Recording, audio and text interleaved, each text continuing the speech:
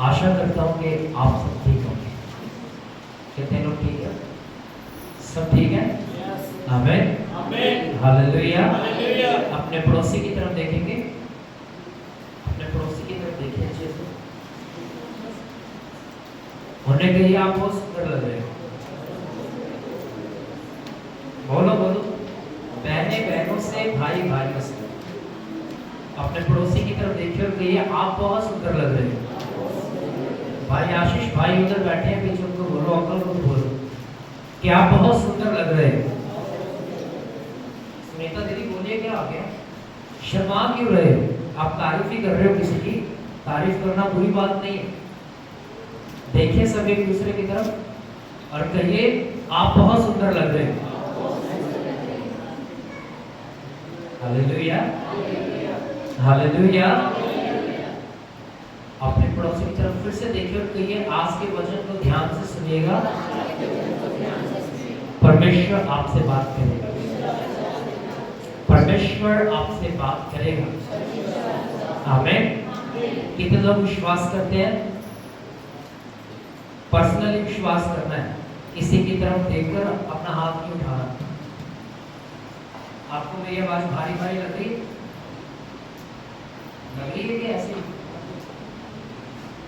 आज मैं आप सिर्फ बोलूंगा, आप जवाब दोगे, क्योंकि मुझे सुनाई भी नहीं दे रहा ढंग से, क्योंकि मेरे कान बंद है, समय कॉल बहुत जा रहा है। तो आपको जवाब देना है ऊंचा, ताकि मुझे सुन सके अच्छे से। Hallelujah hallelujah. मैं कम बोलूंगा, आप ज्यादा बोलो, ठीक है? निकालेंगे हम। कितने लोग अपनी बाइबल साथ में लेकर आए? फोन वाली बाइबल नहीं उठानी है, आपकी हार्ड कॉपी है जो बाइबल का है पीछे। फोन बंद कर दो, फोन स्विच ऑफ कर दो, फोन नहीं यूज करना है। अगर किसी का फोन ऑन है तो स्विच ऑफ करके साइड पे रख दो, ताकि मुझे पता रहे कि इनका फोन साइड पे। साइड पे रख दो फोन निकाल के इस तरफ। सभी फोन में बाइबल नहीं पढ़ना है, फोन में से योगेश वर्ग को निकल जाना अगर जा सकते हो। अगर नहीं जा सकते तो अपनी बाइबल अपने साथ लेकर आइए। अपनी बाइबल कैसे उठाइए? कितने लोग हैं जो अपनी बाइबल लेकर आए? मैं देखना चाहता हूँ। अब नीचे कर लीजिए। अब वो लोग अपना हाथ उठाइए जो बाइबल नहीं लेकर आए, जो नहीं लेकर आए। जो पढ़ नहीं पाते उनकी बात अलग है, पर जो पढ़ पाते हैं पर बाइबल साथ में नहीं है, वो अपना हाथ उठाओ। अरे उठाओ अच्छे से। हालेलुया। तो अपनी बाइबल अपने साथ लेकर आइए, क्योंकि ये हमारा आधार है। आपका पहचान पत्र बना सभी का? आधार कार्ड बना हुआ है ना? उसके बिना राशन भी नहीं मिलता होगा आजकल, तो जैसे नीले कार्ड बने हुए हैं, वैसे ही इस बाइबल के बिना आप स्वर्ग के राज्य में नहीं जा सकते। संडे सिर्फ आकर, ध्यान से सुनिए, हेलो मेरी तरफ देखिए, संडे सिर्फ चर्च में आना काफी नहीं है, संडे प्रीचिंग को सुनना काफी नहीं है। आपका बाइबल आपके पास होना चाहिए निरंतर। अगर आप आधा घंटे की प्रेयर करते तो 1.5 घंटा या 1 घंटा आपकी बाइबल रीडिंग होनी बड़ी जरूरी है। सुना आपने क्या बोला मैंने? अगर आप आधा घंटा प्रेयर करने वाले व्यक्ति हैं तो आपकी बाइबल रीडिंग 1 घंटे की होनी चाहिए, क्योंकि वचन जो है सबसे महत्वपूर्ण। आकाश और पृथ्वी टल जाएंगे, क्या नहीं टलेगा? सब बोले क्या नहीं टलेगा? सब बोले, जवाब दीजिए, क्या नहीं टलेगा? मैं पहले बोला हूं कि मुझे ऊंचा सुनना है। आकाश और पृथ्वी टल जाएंगे, पर परमेश्वर के कहे हुए बोल या वचन नहीं टलेंगे। Hallelujah hallelujah. वो व्यक्ति जो इस वचन के ऊपर मजबूत रहेगा, जो व्यक्ति इस कलाम की बातों को मानेगा, कलाम में लिखा आंधियां भी उससे टकरा ले, लहरें भी उससे टकरा ले, वो गिरेगा नहीं, वो चट्टान की तरह मजबूत रहेगा। Hallelujah hallelujah. तो अपनी बाइबल अपने साथ लेकर आइए जब संडे को आते हैं, जब घरों में जाते हैं, वचन को जरूर पढ़ा करें, क्योंकि यही वचन है जो आपके जीवित रहने का आधार है, नहीं तो मर जाओगे। अभी हमने गीत गाया था ना, कौन सा गीत था दीदी को? जो भी गाया आपने लास्ट में, बंदिया तो चापला यीशु जी का नाम, हालेलुया। उसमें एक लाइन बहुत अच्छी थी कि सब कुछ जो आपके सामने दिख रहा है, या शरीर है, या आपके बगल में बैठा आपका भाई है, माता है, कोई भी है, सब खत्म हो जाएगा, सब नष्ट हो जाएगा। पर उस समय आपको मुश्किल हो जाएगी जब आप तख्त के सामने खड़े होंगे और न्याय देना बड़ा भारी होगा, बड़ा मुश्किल होगा। उस समय वो किताब को खोलेगा, जीवन की किताब को, प्रकाशित वाक्य में लिखा है जीवन की पुस्तक में से अगर किसी का नाम नहीं मिला तो वो आग में डाल दिया जाएगा। जिसका नाम जीवन की पुस्तक में नहीं होगा वो वहां फेंक दिया जाएगा जहां रोना और दांतों का पीसना है। हालेलुया। बार बार यीशु मसीह ने कहा सुनने वाले जिनके पास सुनने के लिए कान हो वो सुन ले कि आत्मा कलीसिया से क्या कहता है। 7 बार इस बात का जिक्र है प्रकाशित वाक्य में, 3 बार मत्ती में जिक्र है इस बात का। कहता है जिसके पास सुनने के कान हो वह सुन ले कि आत्मा कलीसिया से क्या कहता है। तो आज बड़े ध्यान से सुने कि आत्मा आपसे क्या बात करता है। हमारी सेवकाई पवित्र आत्मा और वचन के ऊपर निर्धारित है और हमेशा इसी के ऊपर निर्भर रहेगी। आमीन, हालेलुया। निकालेंगे अपनी बाइबल को, पहला कुरिन्थियों, सब निकालेंगे, पहला कुरिन्थियों की किताब उसका 9 अध्याय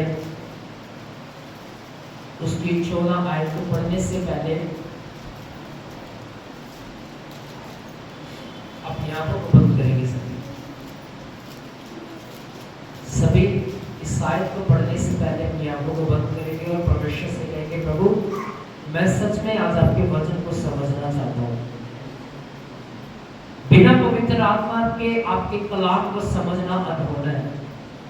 मैं आपकी आत्मा के द्वारा आपके वचन को सीखना चाहता हूँ। अपने हाथों को उठाइए, प्रार्थना करें, एक दूसरे के हाथ को पकड़िए, अपने पड़ोसी के हाथ को पकड़िए, ऊंचा उठाइए, कहिए पवित्र आत्मा जी मेरे इस पड़ोसी को भी समझ दीजिए ताकि आपके वचन को समझ सके। बोले सभी, प्रभु जी मेरे इस पड़ोसी को भी अनुग्रह दीजिए कि आप आपके कलाम को समझ सके। आमीन, आमीन। इससे पहले कुछ बातें मैं आपको बता देना चाहता हूँ। कोई मुझे बता सकता है पाप क्या है? ये अक्सर इस चर्च में सवाल पूछा जाता है, पाप क्या है? कोई बता सकता है? बताइए। आज्ञाओं को नाम माना। हालेलुया। और कोई बता सकता है पाप क्या है? इधर बहनों में से कोई बता सकता है पाप क्या है?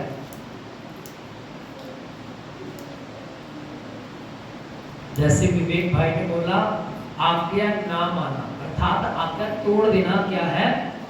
पाप है। सब बोले क्या है? आज्ञा को तोड़ देना क्या है?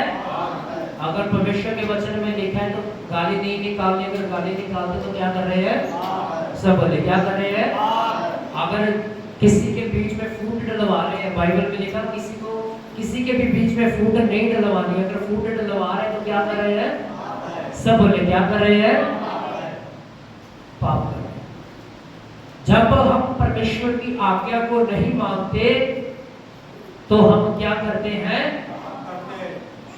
कलाम में लिखा है 6 दिन काम कर ले, 7वां दिन पवित्र हजूरी में विश्राम का दिन ठहराया गया है और उस दिन आपको चर्च आना क्या है? जरूरी है, अनिवार्य है। ये आज्ञा किसकी है? सब बोले किसकी है? अरे बोलो, जुबान है सभी के मुंह में, तो सभी जवाब दीजिए। इसको शांत करवा दीजिए। ये आज्ञा किसकी है? सब बोले किसकी है? और जब हम इस आज्ञा को पूरा नहीं करते हैं तो क्या करते हैं हम? सब बोले क्या करते हैं? तो फिर हम इंसान कहता मैं पापी कहाँ, मैंने कब पाप किया है? आदन की वाटिका में लिखा है कि परमेश्वर ने बोला था फल को नहीं तोड़ना, खाना नहीं है उसको, फल जैसे तोड़ लिया क्या हो गया, वो क्या हो गया, पाप हो गया। उन दोनों से पाप हुआ। यानी कि आज्ञा को तोड़ देना क्या है, सब बोले क्या है, पाप है। जब हम चर्च में नहीं आते तो ये भी क्या है, क्यों? क्योंकि परमेश्वर के वचन में क्या लिखा है, 6 दिन काम कर 7वां दिन परमेश्वर की हजूरी में आना जरूरी है। हालेलुया। ये आज्ञा किसकी है, परमेश्वर की है ना। तो हम जब ये आज्ञा को तोड़ते हैं, हम क्या करते हैं, सब बोले क्या करते हैं, पाप करते हैं। तो हम इस आज्ञा को ना तोड़े तो ज्यादा अच्छा है। आमीन, आमीन, हालेलुया। कुछ बातें आज मैं आपको बताऊंगा। मैं जब सुबह उठा, ध्यान से सुनिएगा, मैं ब्रश कर रहा था नीचे और मैं मन ही मन प्रार्थना भी कर रहा था। एक बात अचानक ही परमेश्वर ने 2 वर्ड में, बाइबल के 2 वर्ड्स, एक लूका 3, एक लूका कुरिन्थियों और पहला तीमुथियुस में से मुझे दिया। और जब मैंने उसको पढ़ा तो मैं बड़ा आश्चर्य हुआ। हम पढ़ेंगे पहला कुरिन्थियों की किताब 9 अध्याय उसका 14 वचन, पढ़ दीजिएगा कोई। कहता इस रीति से प्रभु ने भी यह ठहराया है, जो लोग सुसमाचार सुनाते हैं उनकी जीविका सुसमाचार से हो। ध्यान से सुनिएगा। कहता प्रभु यहोवा परमेश्वर ने ये ठहराया, जो लोग सुसमाचार सुनाते हैं उनकी जीविका कहां से होनी चाहिए, किससे होनी चाहिए, सुसमाचार से। जीविका का मतलब क्या होता है, पता है किसी को? जीविका का मतलब होता है उसके घर का खर्चा, उसका जीवन किससे चलना चाहिए, सुसमाचार के द्वारा। ये बोल पौलुस के हैं। ये जो शब्द है, ये जो बोल है, ये किसके हैं, पौलुस के हैं। जो कुछ भी अपनी पत्रियों में उसने लिखा पवित्र आत्मा की अगुवाई के अनुसार लिखा है। आमीन। लिखा है इसी रीति से प्रभु ने भी ठहराया कि जो लोग सुसमाचार सुनाते हैं उसकी जीविका सुसमाचार से हो। इसका मतलब है, मतलब आप मैं बताता हूं, एक वचन और पढ़ दीजिएगा, पहला तीमुथियुस 5:18। पहला तीमुथियुस 5:18 पढ़ दीजिए।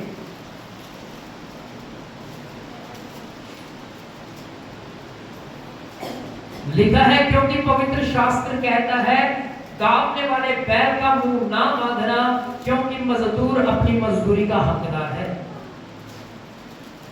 फिर से पढ़ूंगा। लिखा है क्योंकि पवित्र शास्त्र कहता है, काटने वाले बैल का मुंह ना बांधना, क्योंकि मजदूर अपनी मजदूरी का क्या है, सब बोले क्या है। आप ध्यान से सुनिए, मजदूर कौन है, बड़े ध्यान से सुनिएगा और समझिएगा इस बात को। जब यीशु मसीह पहाड़ के पास खड़ा हो गया, हेलो इधर देखिए मेरी तरफ, कोई नीचे ना देखे, मेरी तरफ देखिए।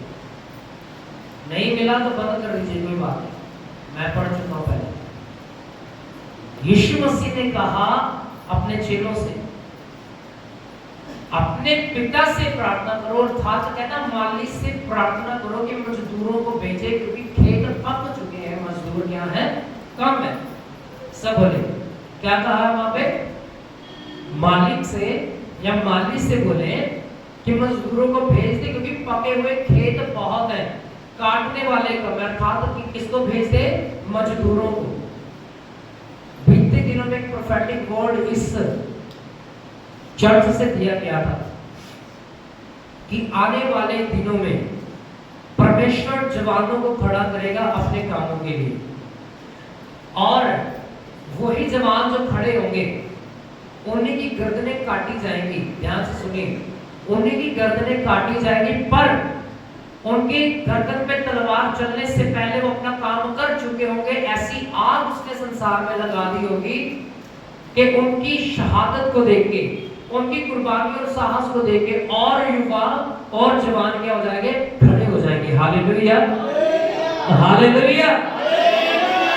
यीशु मसीह ने कहा देखो खेत पक चुके हैं, अर्थात लोगों को सुसमाचार सुनाना बाकी है, पर सुसमाचार जो है, जो प्रचार के जो पासवान है उनकी कमी है, मालिक से कहो कि सुसमाचार को वो क्या करते, भेज दे। Hallelujah, hallelujah. क्या करते, सब बोले क्या करते, किनको भेजना, मजदूरों को, सुसमाचार को। पर यहाँ पर पौलुस क्या कहता है, मजदूर अपनी मजदूरी का क्या है, हकदार है। ध्यान से सुनिएगा, मजदूर अपनी मजदूरी का, जो पासवान आप में पासवानी करता है, ध्यान से सुनिए। कितनों को पता है कि दसवांश देना बड़ा जरूरी होता है? अच्छे से आप बताइए, पता है? दसवांश देना बड़ा जरूरी होता है कलाम के अकॉर्डिंग, बाइबल के ऊपर ये निर्भर करता है। कलाम में लिखा पहला तिमुथियों में पहला तिमुथियुस में कि दावने वाले बैल का मुंह ना बांधना, क्योंकि मजदूर अपनी मजदूरी का क्या है, सब बोले क्या है, सब बोले क्या है, हकदार है। अब बहुत सारे लोग दसवांश देने में हाथ पीछे करते हैं। ध्यान से सुनिए, बहुत सारे लोग दसवांश देने में हाथ पीछे खींचते हैं कि नहीं मैं दसवांश नहीं दूंगा। क्यों? क्योंकि आपके घर की जरूरतें होती होंगी, हर घर की अपनी एक जरूरत होती है। पर आप आजमा के देखिएगा, या आपने आजमाया भी होगा कि जब आपने जिस महीने में दसवांश दिया, आपको बहुत तंगी का सामना करना पड़ा। हो सकता है आपके दसवां, आपने सोचा है कि मैं इस बार दसवांश निकालूंगा, पहले पैसे खर्च हो गए। इसका मतलब है कि आपके जीवन में वो काम कर रहा है जिसका नाम शैतान है।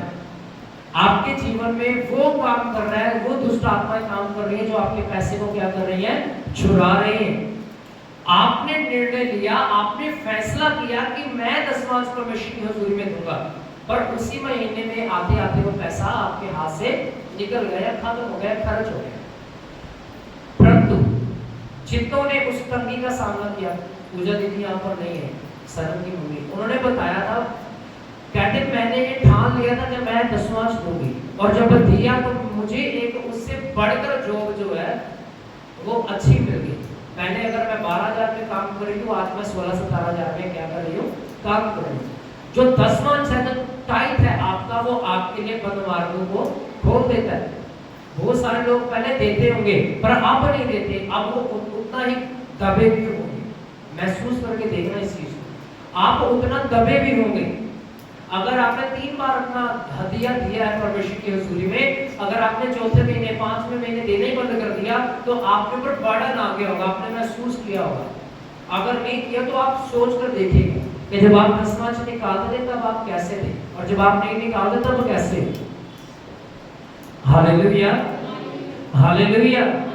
कलाम में लिखा है जो सुसमाचार है उसकी जीविका कहां से चलनी चाहिए, सुसमाचार से। आपके लिए जो प्रार्थना करता है आपका पासवान, आपके लिए रात भर जाके अपने घुटनों को टेक के प्रार्थना करता है, आपके लिए उपवासों को करता है। कलाम में लिखा तेरे पैसे का हकदार कौन है, तेरा पासवान। हालेलुया। बहुत सारे लोग, ये मैंने एक व्यक्ति से सुनने में आया था, कहते किसी ने मुझे बोला कि जो पासवान होते हैं जब उनके हाथ में पैसा या दसवांश रखता तो वो अपने पे खर्च कर देते, तो वो अपने पे करेंगे, क्योंकि बाइबल में लिखा है, ये बाइबल में लिखा है। जो सुसमाचार है, क्या कहता है, उसकी जीविका सुसमाचार से होनी चाहिए। आप देखकर ये ना कहें कि यार मैं इनको देता हूं तो ये अपनी जरूरतें पूरी करते हैं, वो करेंगे क्योंकि कलाम में लिखा वो उसका हकदार है। Hallelujah, hallelujah. लिखा है, एक बार फिर से पढ़ना, पहला पढ़ती हूँ 9:14। हाँ, इसी रीति से प्रभु ने भी ठहराया है जो लोग सुसमाचार सुनाते हैं। दोबारा फिर से पढ़िए, पूरा पढ़ दीजिएगा एक बार।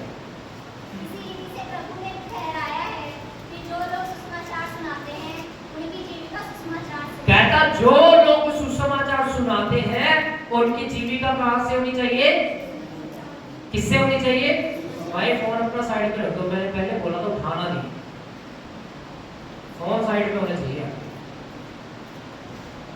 उसकी जीविका कहां से होनी चाहिए? सुसमाचार से। अगर हम ये सोचते पैसा देके या टाइम, मान लीजिए अब बहुत सारे लोग ये सोचते हैं कि यार ये हमारे पैसे के ऊपर से चलते हैं या हमारे पैसा ये खर्च कर देते हैं, पर कलाम में लिखा वो उसका हकदार है। चाहे वो अपने लिए पैंट खरीद ले, चाहे वो शर्ट खरीदे, कुछ भी खरीदे, तेरा उसमें कोई हक नहीं है, क्योंकि वो तेरा पैसा तूने परमेश्वर के वचन को पूरा करते हुए बीज दिया।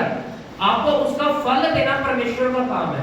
Hallelujah, hallelujah. याद रखिए इन बातों के, छोटी छोटी बातें सीखनी पड़ेगी। टाइट होना कितना जरूरी है, आप ध्यान से सुनिए। हन्ना और सफीरा के बारे में कितने लोग जानते हैं? पता है? हन्ना और सफीरा के बारे में कलाम में लिखा है, प्रेरितों की किताब में लिखा है। लिखा सभी जो लोग चेलों के साथ खड़े थे या रह रहे थे, सेवकाई कर रहे थे, उन सबों ने अपनी अपनी जमीन बेचनी शुरू कर दी। क्या कर दी? क्या करना शुरू कर दिया? सब मेरी तरफ देखिए, क्या करना शुरू कर दिया? जमीन बेचना शुरू कर दिया। और हन्ना और सफीरा ये दोनों हस्बैंड और वाइफ थे। और कलाम में लिखा इन्होंने भी अपनी जमीन क्या कर दी? बेची, ताकि चेलों के पांव पे जाके रख दे, ताकि वो सेवकाई को और आगे बढ़ा सके। पर बाइबल में लिखा जब इनके हाथ में पैसा आया, इनके मन में थोड़ी सी लालसा होने लगी, यार क्या देना है, थोड़ा सा अपने पास रख लेते हैं। क्या कर लेते हैं? अपने पास रख लेते हैं। और उन्होंने रख भी लिया। मान लीजिए 100% जमीन बेची थी, 50,000 की जमीन बेची थी, 40,000 चर्च में दे दिया, 10,000 अपने पास रख लिया। पतरस ने उनको अपने पास बुलाया, क्योंकि पवित्र आत्मा से भरा हुआ था जो पतरस था। कलाम में लिखा अगर कोई झूठ बोलता था वो ऐसे पकड़ लेता था, उसको फील हो जाता था आत्मा में ये बंदा मेरे साथ क्या कर रहा है, झूठ बोल रहा है, मुझे धोखा दे रहा है।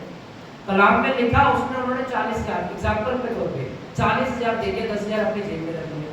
उसने बुलाया, इधर आओ, तुमने कहता जमीन कितने की बेची? कहता जितने मुझे पैसे दे दिए उसने की। कहना तुम लोगों ने क्या किया मेरे साथ? धोखा किया, झूठ बोला, तुम्हें परमेश्वर माफ नहीं करेगा। जैसे ही उसने बोला परमेश्वर माफ नहीं करेगा, कलाम में लिखा वो दोनों मर गए। उसी समय इंस्टेंटली वो मर गए। कलाम में लिखा है, ध्यान से पढ़ेगा, लिखा वो उसी समय मर गए। उनका सांस घुटने लगा, उसकी उनको सांस आनी बंद हो गई, वो उसी समय क्या हो गए? मर गए। धोखा परमेश्वर के साथ ना करें। आप किसी पासवान के साथ धोखा नहीं कर रहे। आप किसी जैसे उन्होंने पतरस के साथ धोखा नहीं किया, उन्होंने धोखा किसको दिया? परमेश्वर को दिया। और परमेश्वर जो परमेश्वर को धोखा देता है, परमेश्वर अपनी लाठी उनके विरुद्ध उठा लेता है। Hallelujah, hallelujah. एक बात मैं बोल के खत्म करना चाहूंगा, एक वचन पढ़ूंगा आपके लिए। निकालेंगे पुराना नियम है, पुराने नियम में से पढ़ेंगे। जो आज मेन वचन का जो टॉपिक है उसे मैं छेड़ने जा रहा हूँ, बताने जा रहा हूँ। दूसरा इतिहास 26 अध्याय, जल्दी से पढ़ दीजिएगा, फिर इसके बाद खत्म कर देंगे। इस सर्मन का जो टॉपिक है वो है कि अगर हमारी शुरुआत अच्छी थी ना, तो हमारा अंत भी अच्छा होना चाहिए। अगर हमारी शुरुआत अच्छी है, अगर अंत बुरा है, तो वो उसका भी कोई फायदा नहीं। मसीह में चल निकालने के दूसरा इतिहास 26 अध्याय उसकी एक आयत को पढ़ेंगे। तब सब यहूदी प्रजा ने उज्जियाह को लेकर, जो 16 वर्ष का था, उसके पिता अमस्याह के स्थान पर राजा बनाया। कहते उज्जियाह को राजा बना दिया गया उसके पिता के स्थान पर आके। जब राजा अमस्याह अपने पुरखाओं के संग सो गया, तब उज्जियाह ने गलौत नगर को दृढ़ करके यहूदा में फिर मिला लिया। जब उज्जियाह राज्य करने लगा, तब वह 16 वर्ष का था और यरूशलेम में 52 वर्ष तक राज्य करता रहा। हाँ, अब ध्यान से सुनिए, कितने सालों की उम्र में उसने राज्य करना शुरू किया? 16 वर्ष। अभी तो सुना है ना, कितने साल की उम्र में? 16। कितने? 16 साल में उसने राज्य करना शुरू किया। इधर है कोई बच्चा 16 साल का या 15 से ऊपर नीचे थोड़ा? 16 साल का बच्चा 17 का हो कोई? पूछ इस उम्र का बच्चा राज्य करने लगा। कितनी थी इजराइलियों की? 30 लाख। कितनी थी? सब बोले कितनी? 16 साल का बच्चा 30 लाख लोगों के ऊपर राज्य कर रहा है परमेश्वर के अनुग्रह के द्वारा। सबसे बड़ी बात। दूसरी बात, उसने सबसे ज्यादा राज्य किया। कितने साल? 52 साल। 52 साल उसने राज्य किया इजराइलियों के ऊपर। कलाम में लिखा कि वो यहोवा की दृष्टि में ठीक था और वही करता था जो परमेश्वर को भाता था। क्या करता था वो? जो परमेश्वर की नजर में ठीक था और परमेश्वर के मन को भाता था। चौथी बात उसके बारे में लिखी है, जब तक वह परमेश्वर की खोज में लगा रहा तब तक उसे सफलता ही मिलती रही। क्या मिलती रही? सब बोले क्या मिलती रही? सफलता। 26 की अगर 6 से 8 पढ़ोगे तो लिखा वो उसका राज्य बहुत बढ़ गया, वो बहुत ज्यादा प्रसिद्ध हो गया। क्या हो गया? सब बोले क्या हो गया? अरे सब बोले क्या हो गया? प्रसिद्ध हो गया, अर्थात बड़ा ही फेमस हो गया, मशहूर हो गया। पर एक कुछ ही दिनों में, कुछ ही महीनों में गिर गया। कुछ ही दिनों में, कुछ ही महीनों में क्या हो गया? सब बोले क्या हो गया? सब बोले क्या हो गया? गिर गया। उसका कारण पता क्या था? सबसे पहला कारण, वो घमंडी हो गया। सब बोले क्या हो गया था? सब बोले क्या हो गया था? अपने पड़ोसी की तरफ देखिए और उसको बोलिए घमंडी नहीं होना। फिर से बोले घमंडी नहीं होना। Hallelujah, hallelujah. यही सबसे बड़ा कारण था। और पहला कि वो क्या हो गया था? सब बोले क्या हो गया था? घमंडी हो गया था। और लिखा उसने 26 की 16 में लिखा है, उसने गिड़गिड़ाकर अपने परमेश्वर यहोवा का विश्वासघात किया, बिगड़कर यहोवा का विश्वासघात किया। अर्थात वह धूप की वेदी पर धूप जलाने को मंदिर में घुस गया। हालेलुया। अब आप मुझे ये बताइए, बहुत बार प्रचार हुआ है, आप में से कितनों को पता है कि मंदिर में धूप कौन जलाता था?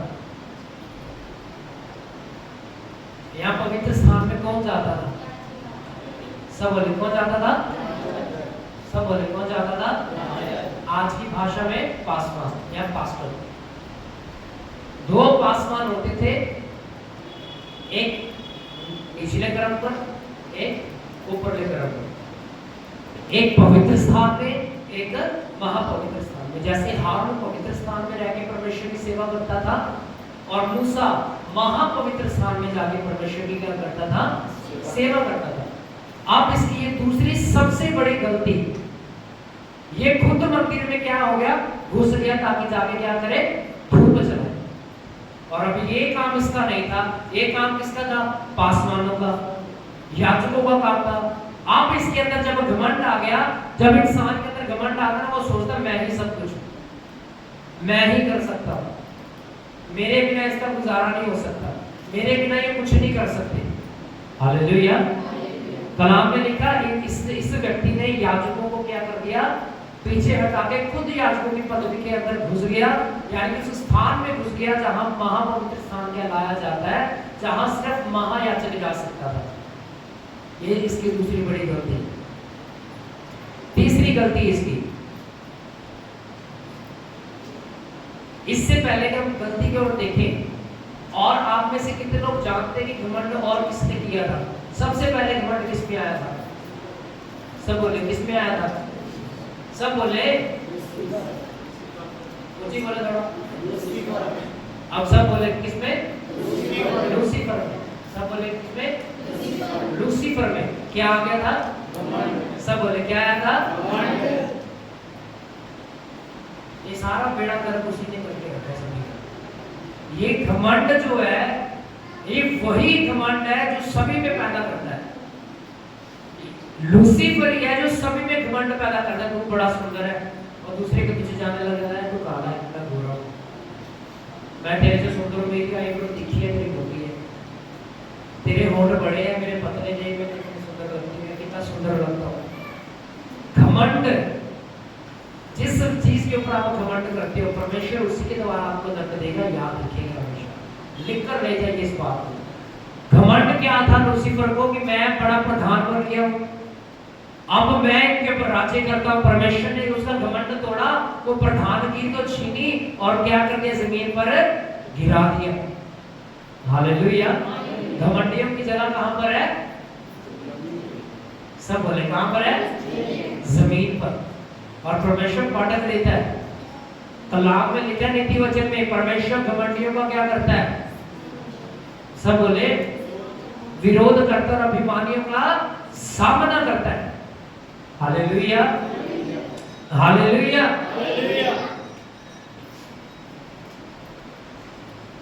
आदम के बेटे में भी घमंड आ गया था। उसका नाम क्या था? कैन। दो बेटे थे ना उसके, कैन और हाबिल। कैन के अंदर भी घमंड आ गया। क्यों? क्योंकि वो खेती बाड़ी करता था, उसके पास पैसा बहुत था। हाबिल भेड़ बकरियां चराता था, उसके पास से स्मेल आती थी। क्यों? क्योंकि वो उनको धोता था। और इसी बात का घमंड था उसे कि मैं बड़ा अच्छा हूं, अच्छी अच्छी चीजें मैं प्रभु को दूंगा तो प्रभु खुश हो जाएगा। प्रभु इन चीजों से दुनिया का सोना, खरे से खरा सोना लाके रख दो उसके चरणों में, वो खुश नहीं होगा। खुश पता किससे होता है? वो आपके मन से। अगर आपका मन पवित्र नहीं है, अगर आपका मन शुद्ध नहीं है, तो आप परमेश्वर को प्रसन्न नहीं कर सकते। कलाम में लिखा है ना, मत्ती की किताब 5 में 5 में 4 में शायद लिखा है कि वही परमेश्वर को देखेंगे जिसके मन क्या है? सब बोले क्या है? शुद्ध है। वो लोग नहीं देखेंगे जो गालियां निकालते हैं, वो नहीं देख पाएंगे उसको जो व्यभिचार करते हैं, जो फैन बने फिरते हैं पॉर्न स्टार के, ब्लू फिल्मों के। परमेश्वर ऐसों को भाता नहीं है या पसंद नहीं करता है।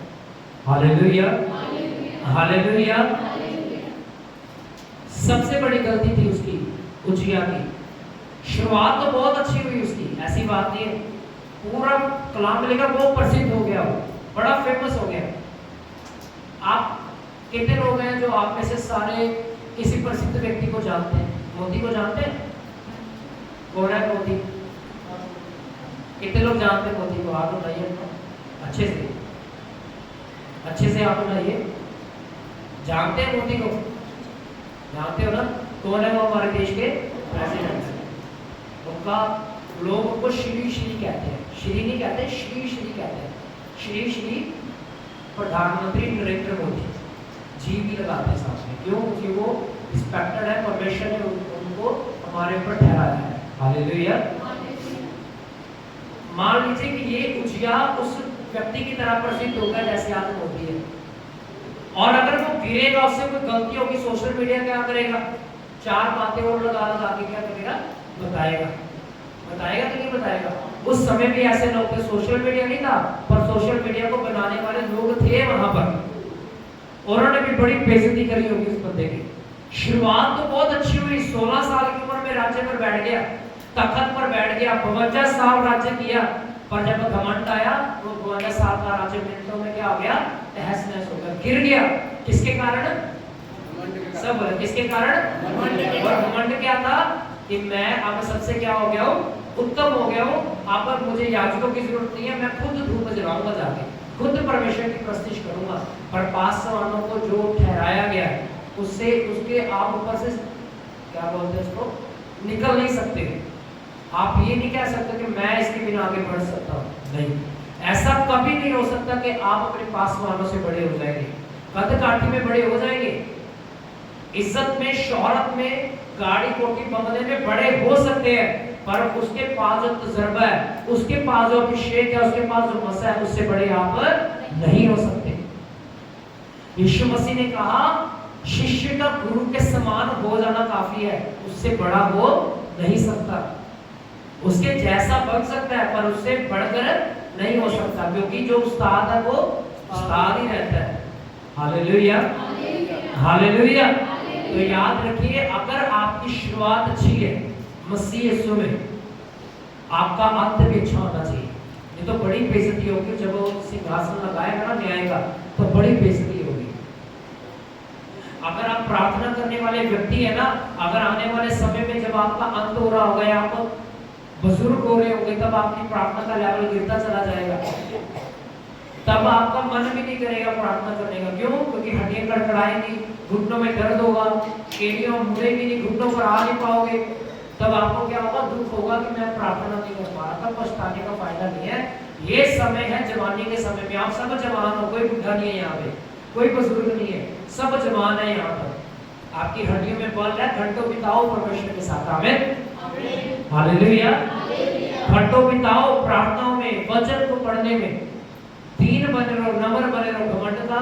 घमंड का सामना करोगे तो आप भी घमंडी हो जाओगे।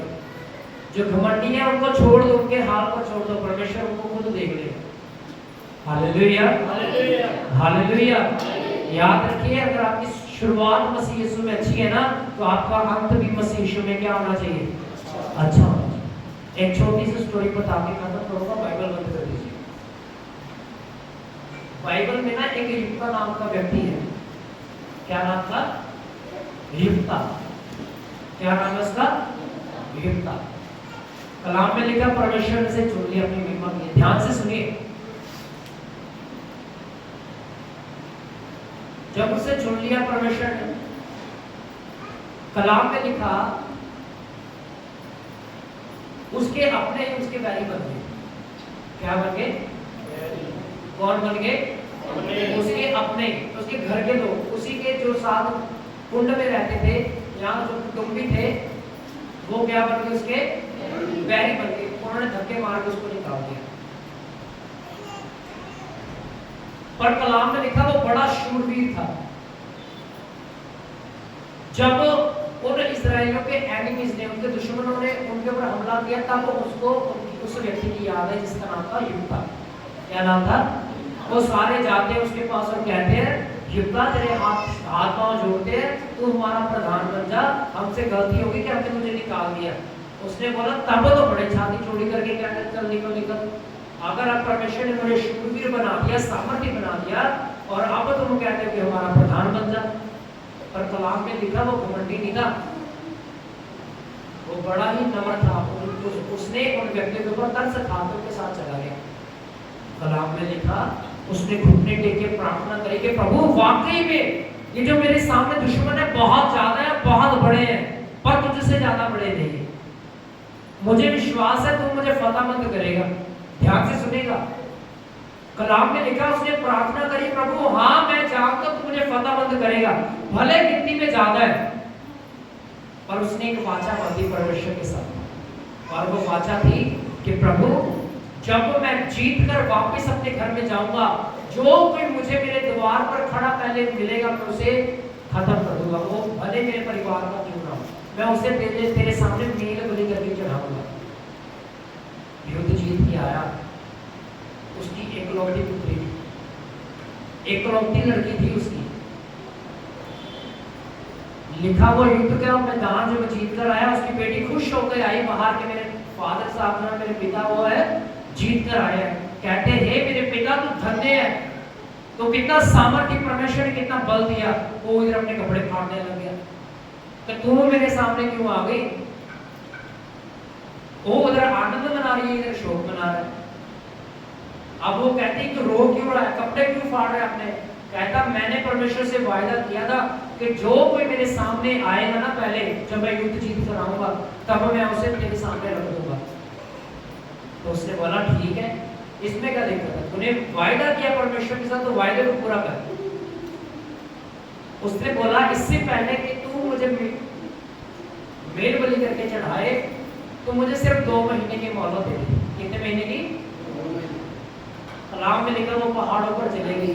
इतना रोई परमेश्वर के सामने, इतना रोई, कहती कि मेरे पिता ने तुझे जुबान दी है, मैं मुकरूंगी नहीं उससे, मैं उसे शर्मिंदगी का सामना करने नहीं दूंगी। मैं तेरे सामने मैं मरना मुझे मंजूर है, पर अपने बाप का सिर झुकाना मंजूर नहीं है। वो अपनी सहेलियों के साथ रोती रही, विलाप कर रही, आई 2 महीने के बाद।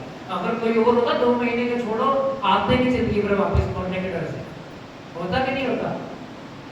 फॉर एग्जाम्पल, आपका पिता तलवार लेके खड़ा आपको मारने के लिए, आप जाओगे आगे? नहीं जाओगे, डरेगा हर बंदा। पर वो नहीं धड़क ऊपर आई, अपना तलवार खुद सिर के ऊपर रखा, कहना चला दे। और कलाम में लिखा, उसने अपने आप को परमेश्वर के सामने क्या कर दिया? भेंट कर दिया, मेल बलि होने के लिए रख दिया। कलाम में लिखा, उसकी संतान ने इतनी बड़ी परमेश्वर के अनुग्रह के द्वारा जिसका कोई हिसाब नहीं, उसी के लहू में से, उसी के वंश में से यीशु मसीह पैदा हुआ है। Hallelujah, hallelujah. याद रखिए, जब आप वायदे को पूरा करते हैं परमेश्वर के लिए, परमेश्वर आपके सिर को भी ऊंचा कर देता है। आमीन, हालेलुया। बोलो बोलो यीशु महाराज की। दोनों हाथ नीचे करके बोलेंगे जय मसीह की, एक दूसरे को बोले जय मसीह की। Hallelujah, hallelujah. अपने पड़ोसी का हाथ पकड़िए, अच्छे से पकड़ लीजिए, सभी पकड़ लीजिए, शर्माइएगा नहीं। अपने पड़ोसी का हाथ ऊंचा उठाइए और बोलेंगे हालेलुया, हालेलुया। बोलो बोलो यीशु महाराज की, यीशु महाराज की। हालेलुया। 3 बातों को आज हमने सीखा है। सबसे पहले अपने टाइम को बोलना सीख लीजिए, फलवंत हो जाओगे, निराशाएं खत्म हो जाएगी, कर्जे खत्म हो जाएंगे। हो सकता है वो दबे होंगे कर्जे के पीछे, पर परमेश्वर आपको आजाद करेगा। दूसरी बात, अगर आपकी शुरुआत अच्छी है तो आपका अंत भी अच्छा होना चाहिए। अगर आप मसीह में बड़े अच्छे चल रहे हैं, तो जब आप कब्र में जा रहे हो ना, तब लोग आपको याद रखें, और अच्छाई के कारण, बुराई के कारण नहीं, अच्छाई के कारण। तीसरी बात, जब आप अपने वायदों को परमेश्वर के सामने रखते हो और वायदे को पूरा करते हो, परमेश्वर आपको ऊंचा करता है। आमीन, आमीन, हालेलुया। आइए अपने हाथों को उठाएंगे, अपने घुटनों पर आ जाएंगे, सभी प्रार्थना करेंगे। अपने घुटनों पर आ जाएंगे, अपने पड़ोसी का हाथ पकड़ लीजिए। 3 बातें जो आज